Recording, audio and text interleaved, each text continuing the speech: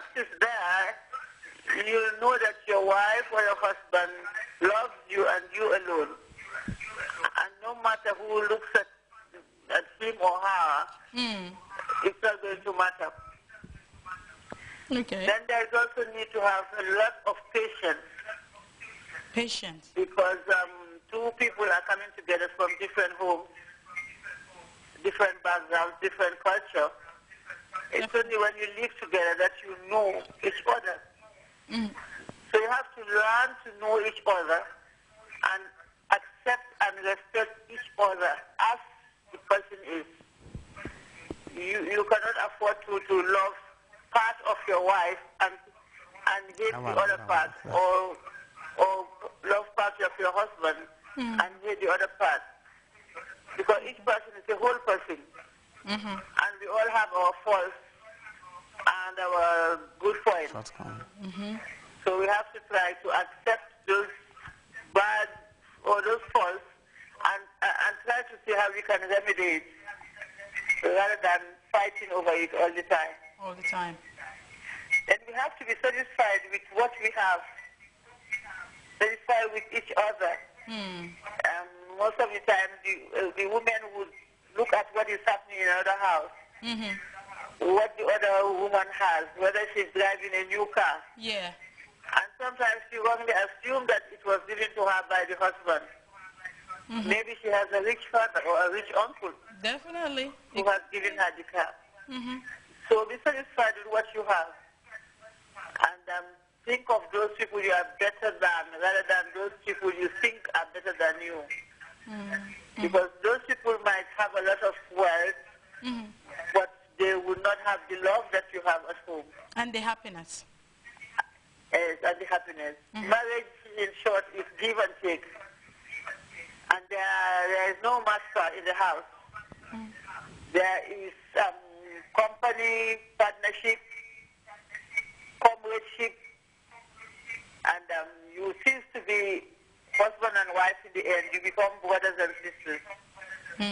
So I think that is the basis, and I'm sure other people have a lot of other things to add to it. That is true. Thank you very much. Your contribution is so wonderful. And would you mind to say something sweet to someone you love? Maybe a daughter, a sister, or a husband, or... Oh, yes. Unfortunately, my husband died 20 years ago. Oh. But I love my children. I've got 4 beautiful children. Okay. And 10 beautiful grandchildren, and I love them all. I wish them very happy marriage life. Some of them are already married, and those who are not yet married, I wish to have a very caring and loving spouse. Thank you very much. And I wish all married couples a happy 2014. Thank you. A better year than they had in the past. With love galore. Thank you very much. Okay, bye-bye. She is such an experienced woman. Yeah. The way she was talking before she even made mention of the husband died 20 years ago. Exactly. Obviously, she is very, very much informed. She knows what she was talking about. Exactly. And these are the type of... You know, this is why I said we're going to have different colors. Yeah. We're going to have different colors because we have different viewers and different contributions. It will teach us a lot. Definitely. And to add to what she has said, because she has talked about the trust, the honest, and some other things, so as well also you have to please your wife or your husband, please them, give them surprise, do something that will make them surprised. If you are a man, give your wife attention, and if you are a woman, give your husband affection. Attention. Yeah, because... You know, the saying goes, if you go to the internet, if you read books, women basically worldwide, we need attention. Not from any other person, not from any other individual, but from your husband. That is women in the Gambia, women in America, women the world over. We are attention seekers. What women need from men is attention. Go on. Yeah, what women need from men is attention, and then the men too, they need affection.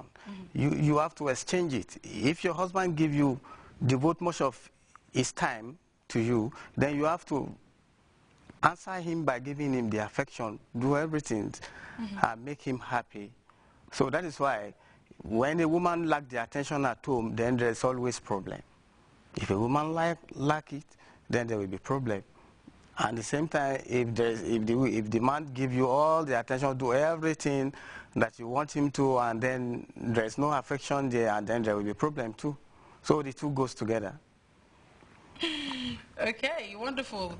I would say special thanks to someone here who's actually alerting me about the calls. It's like he's fighting with me as a caller. You know, sometimes we need to, you know, talk a little bit and then allow the callers to come in. It's all part of the program. So, hello, caller. Hello, good evening. Good evening. How are you doing? I am fine. What's your name and where are you calling us Good. from? I am Mr. Jame. Calling from where? Latikunda. Okay. You're most welcome, Mr. Jame. Yes. First and foremost, I'm a lady. That's lady who has just called. Yeah. I think she has said everything. Everything. Everything, absolutely. You know, trust. Marriage can be loved through trust.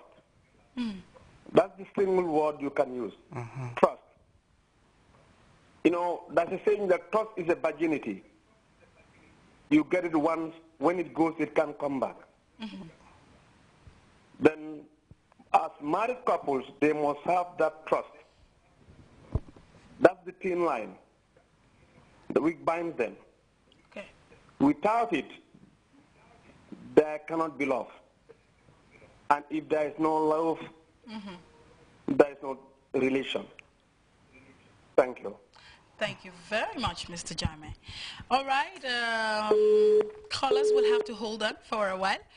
Let's go with our love messages. MTR, if you guys are ready, we can now go with the love messages.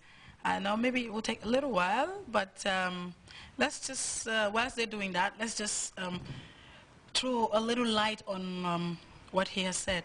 He talked about trust. Yes. Trust is everything. Really, trust is everything, because you will see nowadays most of the ladies will say, oh, I can't trust my husband, or I can't trust my boyfriend, or I can't trust my spouse, or something like that. The same thing you see, the women also will say, I can't trust him, I can't trust him. Why?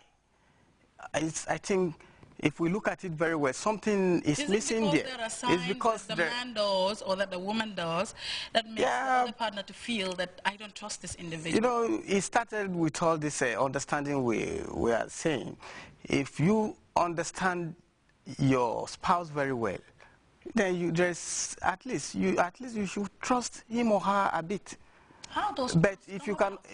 It comes about when, for example, I trust you. Yes, for example, we know, maybe, let's start it this way. If you are going out, you tell your husband or your wife that I'm going to Serikunda, where you are going. And then you limit to that Serikunda. But if something comes up, you make a call that I'm going beyond Serikunda to so place. Let the person know, and as far as the person know, and then maybe they come back, they say, oh, where did you go? They say, oh, I went to Serikunda, I'm from Serikunda to Banjul, like I told you earlier. But if you tell someone I'm going to Latrikunda, and at the end they find you in Wellingara, then maybe something happened there. Then you come back, you have to explain. Your partner might think, yes, you know, that how did you get to Wellingara from Latrikunda to Wellingara? Or maybe something just came up and then you decided to just yeah, that is why you need to. But if it happened that you cannot make the call that time, but if you come back and there's genuine reason that take you to that place, and someone believe it for the first time, and it happened again, and it happened again, then the doubt will come in. And from there, the trust will say, oh, I can't trust this man, or I can't trust this woman. This is, he will say black, and at the end, it turns to white. Okay, let's now take a look at our love messages for the segment.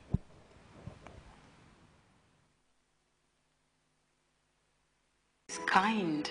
Love is when two lives combined. When I